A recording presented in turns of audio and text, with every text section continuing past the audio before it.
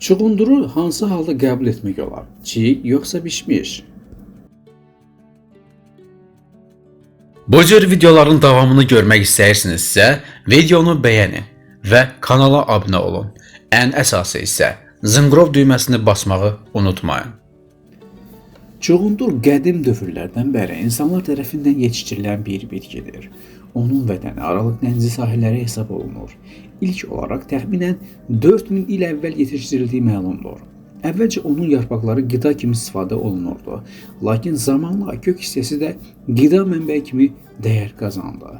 Romalılar və Yunanlar çuğunduru yalnız qida kimi deyil, həm də dərman məqsədi ilə istifadə edirdilər. Çuğundurun sağlamlığa faydaları çox şaxəlidir. Onun tərkibində olan nitratlar qan dövranını yaxşılaşdırır və qan təzyiqini tənzimləyir. Çuğundur şirəsi hemoqlobini artırır və bütövlükdə qanın tərkibinin yaxşılaşmasına kömək edir. O, xüsusən qadınlar üçün faydalıdır. Qadınlar gündə ən azı hər birindən yarım litr olmaqla kök və çuğundur şirəsi qarışığı içməlidir. İlk vaxtlar yalnız çuğundur şirəsi içmək məsləhət deyil. Belə ki, çuğundur şirəsi olduqca qüvvətli təmizləyici xassəyə malikdir. Onu qəbul edərkən azca baş gicəllənməsi və yüngül öyümə hiss edə bilərsiniz. O digər şirələrlə birgə daha çox kök şirəsi ilə istifadə olunduqda xoşagəlməz təsirlərdən qaçmaq olar. Çuğundur şirəsinin gündəlik istifadəsi gündə 2 dəfə 1,5 stəkan olmalıdır. Çuğundurda dəmir çox olmasa da, o qanda qırmızı qan cisimlərinin miqdarının artmasına kömək edir. Çuğundurda natrium 50% və kalsium 5% də optimal miqdardadır. Məhz bu nisbət lazımdır ki, bişmiş qidaları qəbul etmək nəticəsində qan damarlarında əmələ gələn artıq miqdarda kalsium həll olsun. Çuğundur şirəsi, damar genişlənməsi, tromboflebit, qanın laxtalanması sisteminin pozulması, hipertoniya və digər ürək-damar xəstəlikləri zamanı daha faydalı olur. Çuğunduru orta miqdarda hər gündə yemək olar. Baha olmayan bu tərəvəzin tərkibi xeyli sayda antioksidanlarla, eləcə də sağlamlıq üçün vacib olan kalsium, fosfor, kalium, dəmir, sink kimi minerallar və B1, B2, B6 və C vitaminləri ilə zəngindir. Beynin fəaliyyətini yaxşılaşdırır. Çuğundur nitrat maddələri ilə zəngindir və bu maddələr orqanizmdə azot oksidinə çevrilir. Azot oksidinin təsiri altında qan damarları, o cümlədən baş beyindəki qan damarları yumşalır və genişlənir. Bu da oksigen və bəsləyici maddələrin nəqlinin yaxşılaşmasını təmin edir. Nəticədə diqqətin cəmləşməsi yüksəlir, beynin digər funksiyaları yaxşılaşır. Qaraciyərin funksiyasını yaxşılaşdırır. Çuğundurun tərkibindəki betanin həm yüksək qan təzyiqi zamanı kömək edir, həm də qaraciyərə yaxşı təsir göstərir. Məsələn, onun təsiri nəticəsində qaraciyərdə piyin toplanması azalır, onun fəaliyyəti aktivləşir, xolesterin səviyyəsi aşağı düşür. Həzm prosesini stimullaşdırır. Əksər tərəvəzlər kimi çuğundurun da tərkibində lifli maddələr var və bu maddələr həzm prosesinin faydalı aktivatorlarıdır. Rasiona çuğundurun daxil edilməsi qəbizliyin qarşısını alır və babasirin yaranma riskini aşağı salır. Çuğundur antibakteriyal, spazmolitik, antisklerotik, antikanserogen, antiradiasyon, sitikovucu, sakitləşdirici kimi təsirlərə malikdir. Ana olmağa hazırlaşan qadınlar, hamilələr çuğunduru qida rasionuna müntəzəm daxil etməlidirlər. Belə ki, bitki dəmirlə zəngin olduğu üçün qanda hemoqlobin yaranmasına kömək edir. Hamilə qadının bətnində inkişaf edən körpənin oksigen aclığının qarşısını almış olur. Tərkibindəki fol turşusu isə hamiləlik zamanı istifadə olunan vacib inqrediyentdir. Ona görə qida rasionuna həftədə ən azı 3 dəfə qida çuğundur əlavə etmək lazımdır. Bəs çuğundur hansı halda yeyilməlidir? Çiğ yoxsa bişmiş?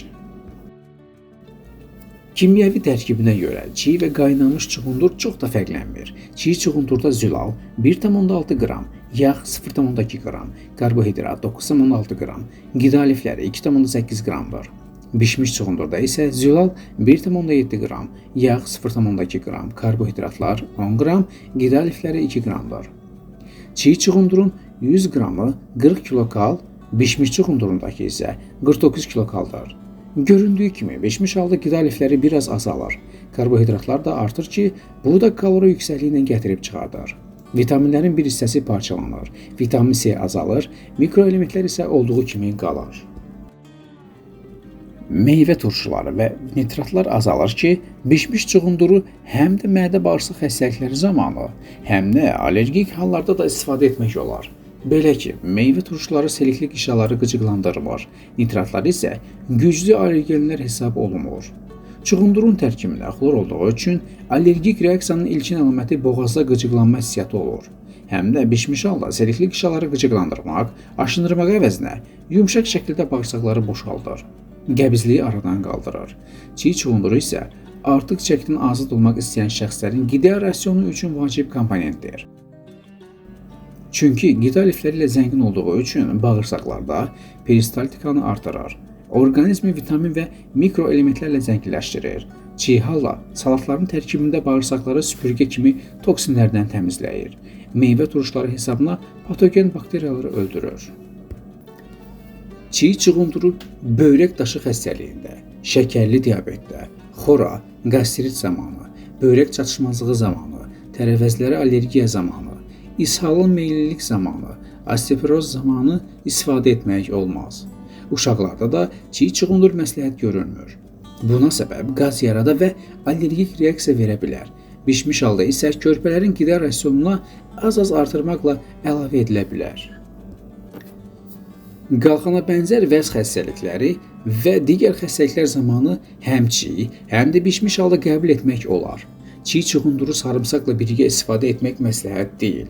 Birdən-birə ürəyin işi çox yüksəlmiş olur.